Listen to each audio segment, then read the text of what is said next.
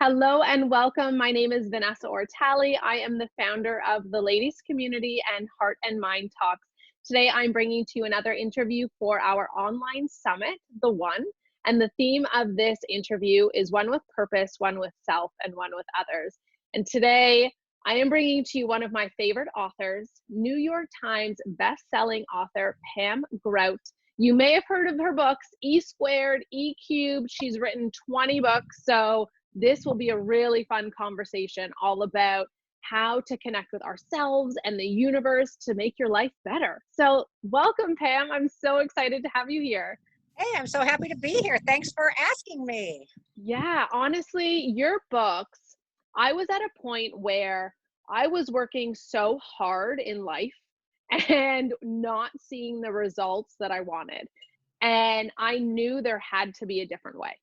And so that's when I was actually introduced to your books. And your books are written so easy to follow. They give really simple exercises and tools and tricks that you can use on a daily basis. That alone shifted my mindset to a place that I had never been at, because we all, we know the concepts in your book, but you just outlined it so well that it really made me practice what I knew. Right. And I would say even more than that is I encourage people to test it out for themselves. And I set it up like a science experiment. I presume you're talking about E squared. So Yeah. there was no way you could, you go, oh, well, that probably works. I mean, a lot of people, the believers of us go, yeah, I know that works, but then they don't actually use it. The non-believers would say, it's a bunch of baloney. But this was a way to say, don't take anybody's word for it. Don't even, just try it for yourself. Here's an easy way to test it out for yourself. So I set up these little 48-hour experiments in E squared and then 72-hour experiment in E cubed. And I said, here's what we're going to ask the universe. And I actually wrote it down as a hypothesis. And then I posed it, like a theorem, like you would do in any scientific experiment, and then just see for yourself. Look for these results with your own two eyes, because that's the only thing that's really going to convince you for good is if you see it with your own two eyes. That's what I suggested for people to do. I think that's why this just struck a chord and so many people have enjoyed it so much. Yeah, exactly. And these experiments help you to connect deeper with yourself, the universe, and whatever you believe, with whether you believe they're coming from your angels or signs. It really made me strengthen my belief that I wasn't alone. And there was so much more that I didn't understand. Right. That's the beauty of it. In fact, I always say one of my main spiritual practices is Colonel Schultz from the old TV series called Hogan Heroes. And he would always go, I know nothing, in this clipped German accent. And I think that's how I feel so oftentimes, because when I try to impose what I know on the universe, it's such a limited box. But if I know nothing, and if I open myself up to the beneficence of the universe, then the most amazing things happen. And that to me is the secret, is not knowing anything. I mean, not knowing, because what we know is so often what we've been taught, the cultural Kool-Aid that we've all been spoon-fed. That's all we know. And what we know is often problem state, like, oh, this problem needs to be fixed. And that's how we spend our lives. What I believe is opening up, what I suggest is opening up to what I call possibility state. And in that state where we know nothing, all kinds of miracles are orchestrated on our behalf. All kinds of signs, all kinds of blessings, all kinds of guidance. It's all there waiting for us, but it's blocked by our knowing, by the things we just are sure we know. But again, what we know is just what we've been taught. And it's oftentimes, well, certainly it may be a piece of what's true out there, but it's not at all the ultimate truth. There's so much of a bigger truth that's actually out there that we can access. Do you get a lot of skeptics who don't understand what this is and who don't believe that the universe is out there supporting us?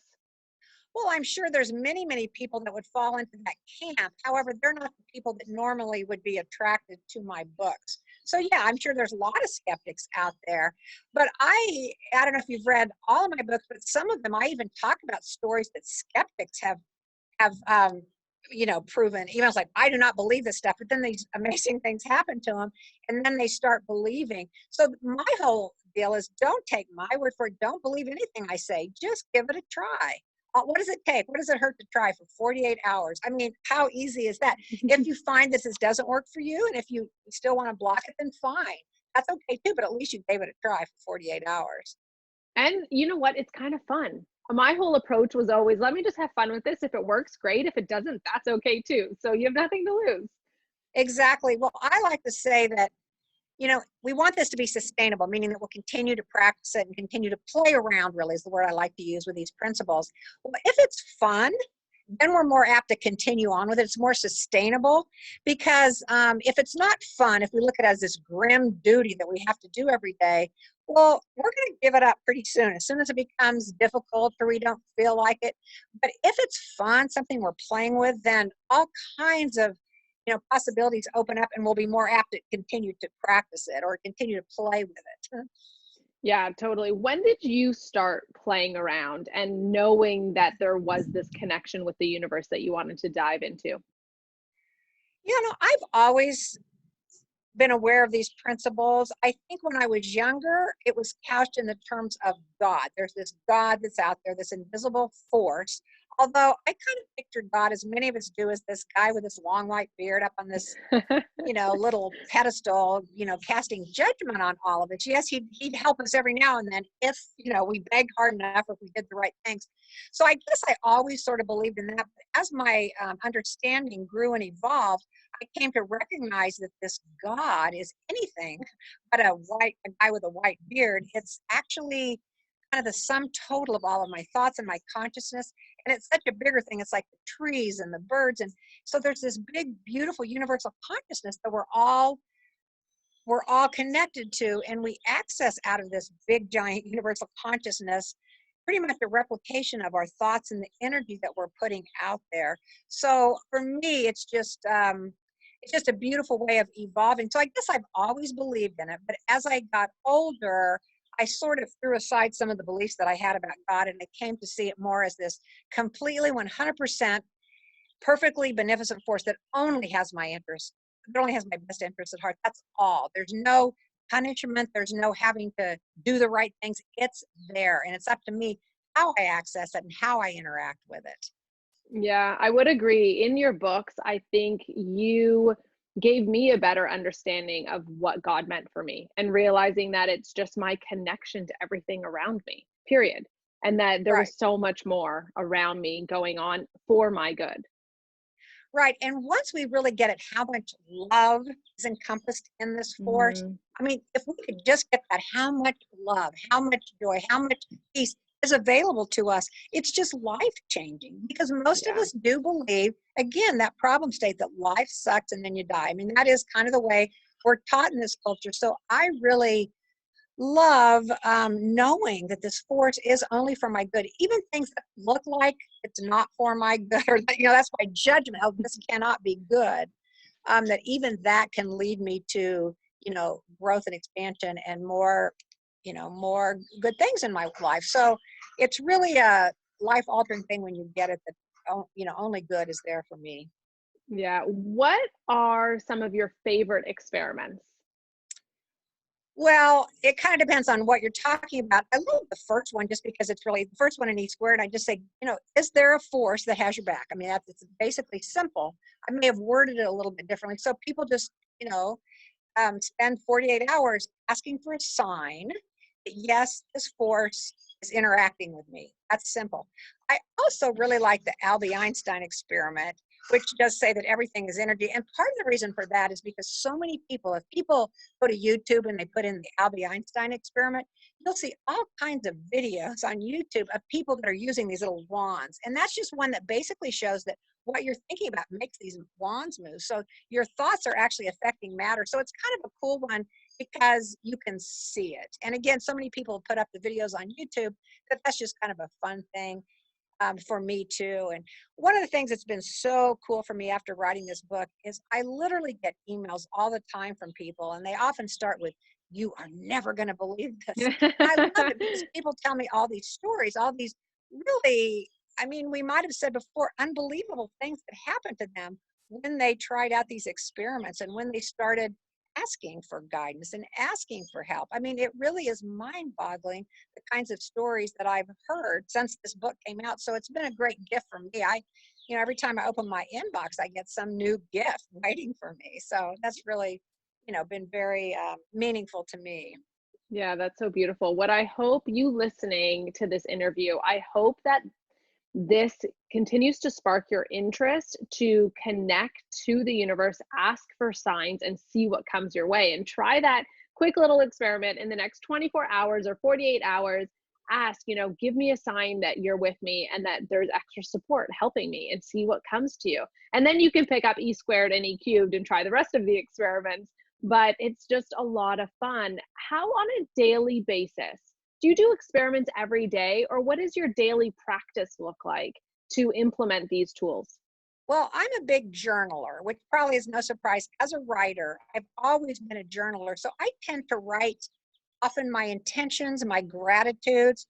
One of the things that I say is part of the way we interact with this force in a more positive, more pleasant way is when we open ourselves up to a resonant field of gratitude. So I wrote a book that followed this one called Thank and Grow Rich, which is all about how important it is to practice gratitude. So in my journal, I'll often write blessings, good things that happen to me. I have what I call my possibility posse, and I text them 3 blessings, 3 completely new things I've never been grateful for before. I mean, never Wow. consciously written to them. So that's, in fact, I don't know if you've heard about my AA 2.0 program, but you've heard of the first AA, which is 12 steps. Mine has 2 steps. And the first thing is I get up every morning and I say, something amazingly awesome is going to happen to me today. And I've since gone on to do epically extraordinary. I mean, I've done the whole letters of the alphabet. My daughter and I did that. But anyway, so that's step number 1. Then step number 2 is I do text blessings from the day before, but it has to be something completely new to what I call my possibility posse. So that's been a really good way for me to get on this field of resonant field of gratitude, which I think when you're there, life just works a lot better for you, or more the way you think you want. So anyway, my practice is that I write in my journal. I like to meditate. I'm not saying I do this every single morning. I oftentimes, like everybody else, get distracted and go off and do something else. But in my highest self, when I'm doing, what I most believe in and most want to do, that is my practice. But writing in my journal has always been something I've done forever, forever. Yeah, very cool. What do you feel like you have mastered the art of manifestation and asking for signs? No, I'd never say I'm a master. I don't consider myself a master at anything. I consider myself an aspirer. I aspire to many of these things. I'm very grateful that I have these tools to practice or to play with. And so I'm very grateful for that. But no, I would never consider myself a master. I'm still learning along with everyone else. In fact, some of the things I write about really are things I aspire to do. Things, so I kind of am writing for myself as much as anything. So Yeah. certainly I've had some just incredible manifestations in my life, but to call myself a master, no, I don't consider myself a master. I mean, I look up to you as an expert and master at it. So you are one of my mentors in this field. What do you think are the common mistakes people make when looking for signs and trying to manifest something? Wow, mistakes. I don't think there are mistakes. I mean, I don't know if I believe in mistakes. I feel like people don't, well, the first one, that my book attempts to correct is they don't even bother to look. And so part of the reason I think my book has worked so well for people is because, wow, they actually were aware that for the next 48 hours, I'm going to be looking for this. So just the act of looking or being aware that this is possible changes everything. So I guess if you want to, catch it the other way, is what a mistake people might make is that they don't look, or they're not Mm, aware that there is interaction going on with the universe. So I guess you could call that a mistake. but yeah. um, but again, it's just a possibility that you don't have to do that. So it's not a mistake. It's just here's another way of looking at the world, of looking for those signs and guidance. Really can change everything. And the more you do it, the more you ask for that guidance and surrender to that bigger thing, the more it works in your life and the more you get these miracles, these ongoing daily miracles. Yeah, I can understand that, especially if they are looking for the sign to come in a specific manner, then it's also easier to miss. I find sometimes when people talk about manifestation, they have so much control around it and they think this has to come in this way and I haven't seen it and I need this answer, instead of truly letting go, like you're saying, and just being open to it for it to come in any shape or form. Right. I think when we try so hard and we try to fit it into our little box, when really the universe is so much bigger. I mean, we can't even begin to comprehend how much is possible and how much is out there. One of the examples I use to kind of illustrate that point, a lot of people make the intention, I want to win the lottery. Well, that's a cool intention. And I've known people that have made that intention that have won millions of dollars. That Wow. can work. But I believe that that's like so limiting to the universe. The universe is like, oh my word, I've got so many different ways that I can bring you abundance. So you want to do that? That's one of many, but I've got a lot of people, out there wanting that. And so far, that lottery commission's only, giving it to one person a week or whatever it comes out to. So I prefer not to get into the real specifics that way. I believe in surrendering to the universe. This is what I want. Like I want abundance in my life. I want, to be able to give them my gifts. I want these kind of things. Of course, for me, abundance has a lot more than money. In fact, money is not even at all part of abundance in my way of thinking. But then I'm much more into different kinds of capital, like creative capital, which leads to financial abundance. I'm into creative capital, social capital. Let's see, I've got 5 kinds of capital that I talk about in Think and Grow Rich. But to me, there's just so much more meaningful than financial capital. And I think that part of what's happening in the world now is we're recognizing that the security we thought we had in financial capital is no security, and that there are other things that are so much more enjoyable and making our life so much happier than financial capital. So that's again a very limited viewpoint that a lot of us have fallen into in this dominant paradigm. Yeah, and just what we've been taught from our parents and older Exactly. generations, right? Exactly. What are some of the biggest shifts that you see in people's lives when reading your books and implementing the principles? Well, again, I think that thing of you are never going to believe this. I think it just opens people up to this idea that, wow, there are miracles out there. Wow, I'm not alone. Wow, I am connected to this bigger thing, to other people. So I think just that realization is probably the thing that I see, most with people. And also, I think I've really focused on the fact that this is supposed to be a fun, good thing. Let's play around with this rather than oh, I've got to stick with it. So I love it that people are starting to recognize that the more they make it fun, the more they practice or play with this idea that this could be true, I think it works for them. So that's a big shift that I like seeing in people. Very cool. Yeah. Can you speak a little bit to your latest book as well?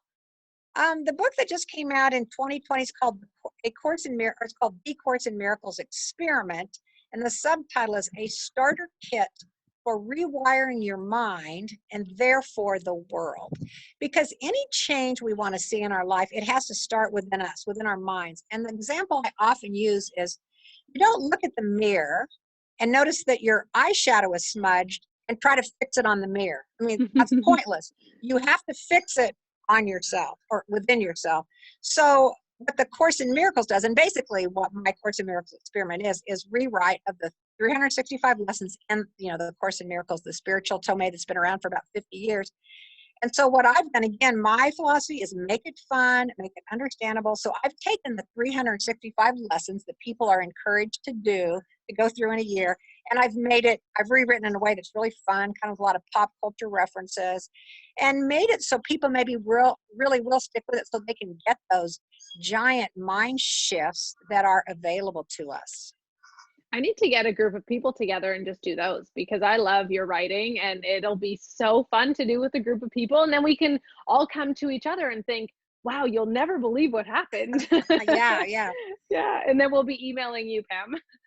No, I love that. Well, I talk a lot about possibility posses. And again, that's that idea of us joining together. Because again, it says in the Bible, when 2 or more are gathered in his name. Now, again, that's all antiquated, old school wording perhaps, but I do feel there's great power and encouragement in working together. That's why, the work you do of bringing people together. And this idea, like I said, I've got several different possibility posses. My texting group with the gratitudes. I've got another group that I get together with. We're currently meeting virtually online Yeah. because we're all sheltering in place Fun. at the moment. But anyway, I love that. I mean, I get a lot of energy from them, and I feel like together we, exponentially increase the energy. So I do encourage people to get together with a group and to do it with others. I think that's very powerful.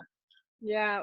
Throughout your practice, was there a principle that was the hardest for you to grasp and implement? Oh, it depends on the day. All of them have probably been hard at one time or another, but I don't even like to use the word hard because, in fact, one of the things I always say is one of the most dangerous or the most dangerous four-letter word in the English language is it's hard. Because if you continue to repeat that, oh, it's so hard, it's hard, it's hard. Well, guess what? You're creating that reality in your life, that it's hard. You're creating that. So I don't like to use hard.